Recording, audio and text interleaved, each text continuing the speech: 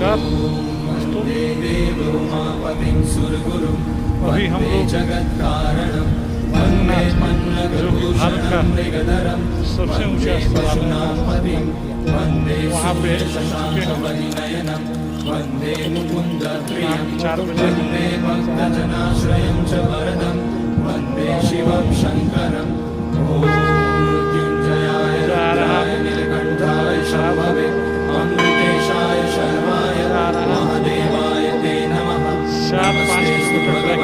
विश्वेश्वराय महादेवाय त्रयंबकाय त्रिपुरांतकाय त्रिकाग्निकालाय कालाग्निरुद्राय नीलकंठाय मृत्युंजयाय सर्वेश्वराय सदाशिवाय श्रीमान महादेवाय नमः।